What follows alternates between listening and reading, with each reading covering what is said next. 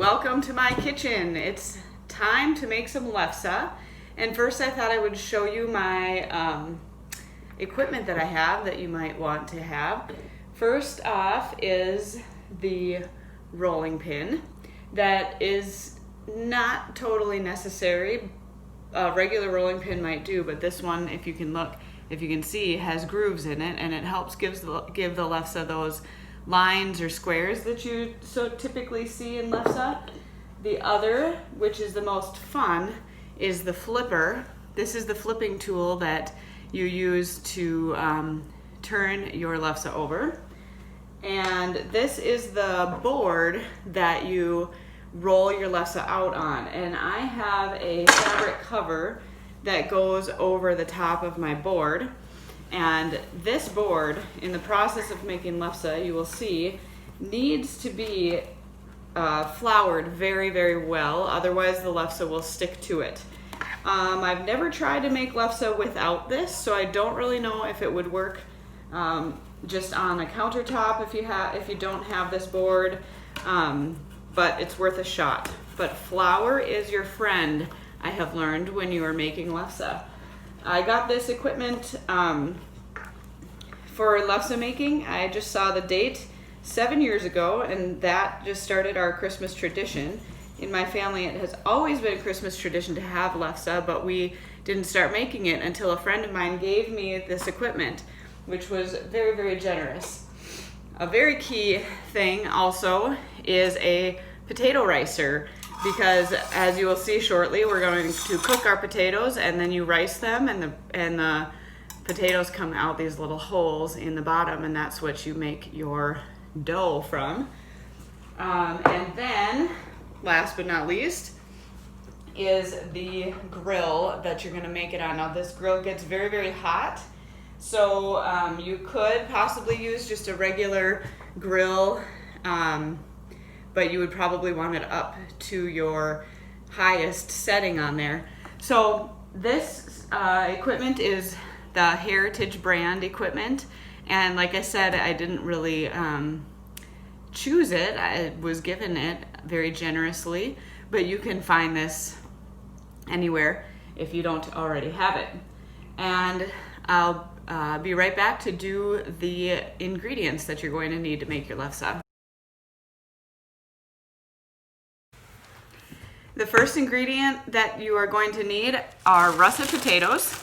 And I have found that basically 1 potato equals 1 cup of riced potatoes. So the recipe that I use calls for 8 cups of riced potatoes.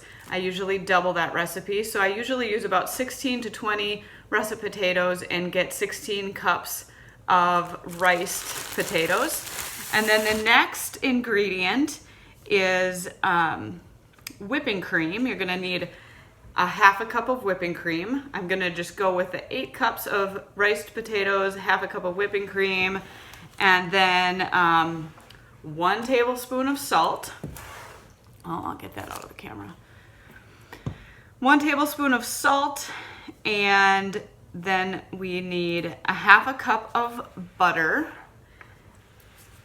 And you're gonna wanna, it helps to soften the butter ahead of time. You don't have to, but it helps a little bit. And then you need your flour. Like I said, flour is your friend.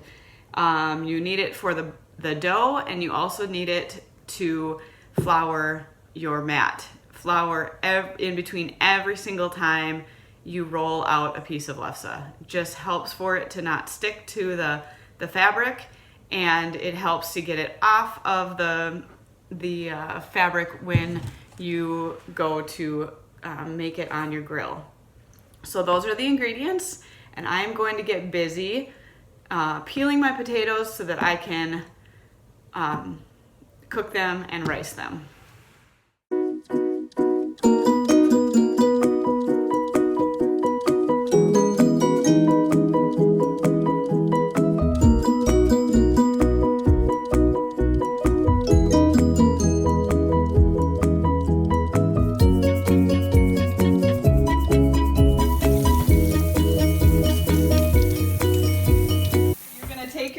Once they're peeled and rinsed and put them in a large pot, and you're just gonna boil them until they're about the softness of what you would do for mashed potatoes. Now that my potatoes are cooked and soft, it's time to rice them. So what I have found is you just want to put 1 or 1.5 potatoes in the ricer at a time, otherwise they they don't come out quite as well. So I'm gonna do that, and then you just push the plunger down, and then they come out just like that.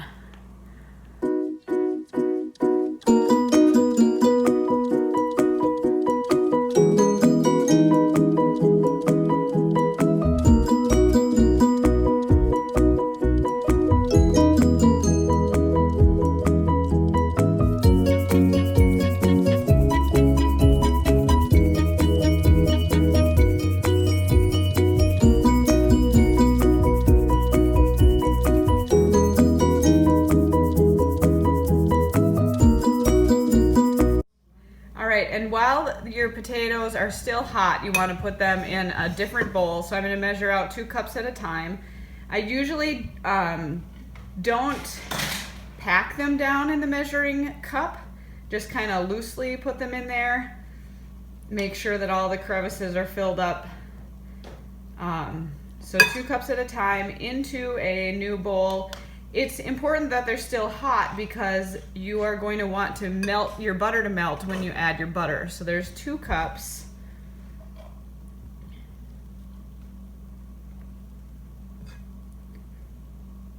So again, we're gonna go up to 16 cups. Hopefully I have enough. My recipe is 8 cups. And I like to double it because we like our lefse. 4.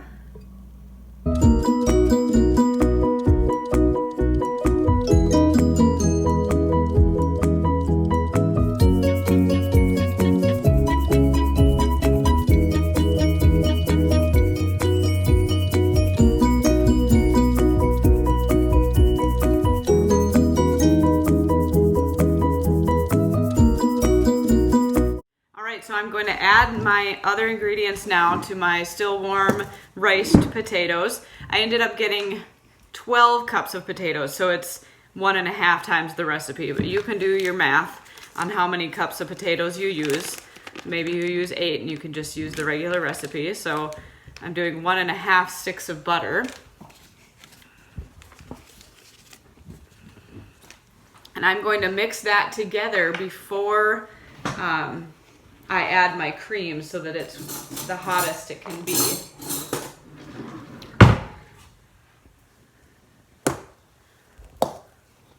Because you want your butter to melt all the way through your potatoes. So I'm just gonna mix them up. It's gonna look just like mashed potatoes. My recipe says that some people who are making lefse like to rice their potatoes twice. And that would just give you a smoother consistency so you would not have little chunks of potatoes in your lefse, which I really have never had that happen. And I've only just riced my potatoes 1 time. I've never riced them twice.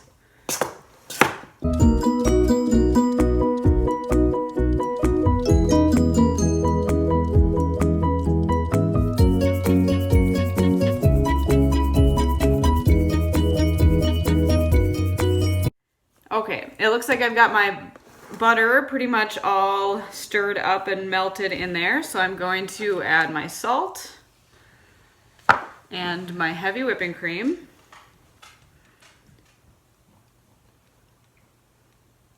And I'm going to stir that in. Now, after I get all of this stirred in, it's going to go into the refrigerator for several hours. This has to be cool before you add your flour, and that is a very, very important part. Trust me, 1 year I added my flour right away and it did not work out. It ends up making your dough too wet if you add your flour right away. We had to add a lot of flour, almost twice as much flour that year, and the lefse was fine, just more bland than it usually is. So after you get all the ingredients in your potatoes mixed together, then you're going to chill it for several hours in your refrigerator. Typically, I do this the night before lefse making day, so it's in there, you know, for 8 to 10 hours. And then in the morning when it's nice and cold, I add in the flour. All right, this looks good and mixed, and so I'm gonna go ahead and put it in my fridge. I'm going to cover it with saran wrap and then put it in my fridge, and I'll come back in several hours and roll out and make the lefse. All right, now for the fun part, we get to actually make our lefse. You see that the dough is a little bit crumbly, but when you roll it into the balls, it sticks together well. You want to make your balls to be about between a golf ball size and a tennis ball size, depending on how big of a sheet you want. So you really want to roll this out well so that there are no cracks. Like that crack right there will form a crack in your lefse sheet. So once that is rolled out, then you put it down there on the pre-floured tray. And then I also floured my rolling pin, which I put a fabric sleeve on there, as you can tell. I floured that so that it doesn't stick to that. Oh, and look at that, I've got Pac-Man because I had a crack in my, as I rolled out the ball. One thing you need to keep in mind is that you want your dough to be cold. So once it starts to warm up to room temperature, you're going to need to put it back in the refrigerator for a while. You could also pre-roll the balls and put them in the refrigerator and take them out one at a time as you roll them out to make your lefse.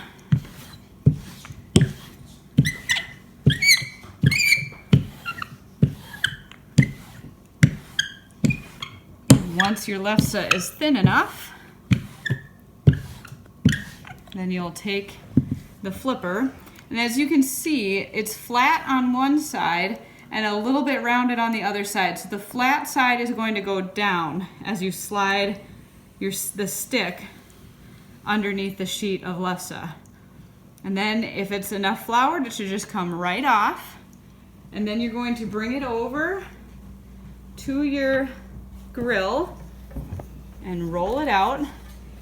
It's preheated to 500 degrees, and you wait until the sheet of lefse bubbles up, and then you'll flip it over. There's this little divot right here in the side of the grill that's nice and handy for the flipper to go in.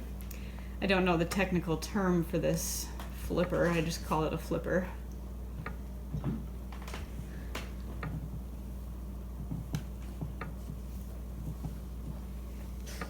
Taking a little bit longer right now, I think, because my grill was not quite heated up.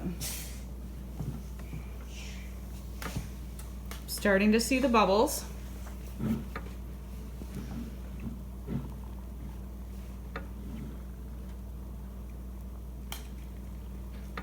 Now I will flip this one over. Could have gone a little bit longer to get those nice brown spots.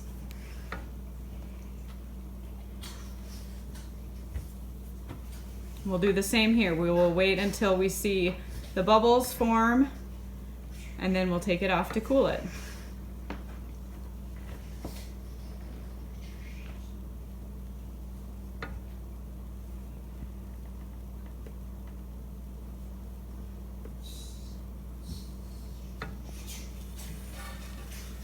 And when you cool it, you do want to make sure that you keep it underneath a towel.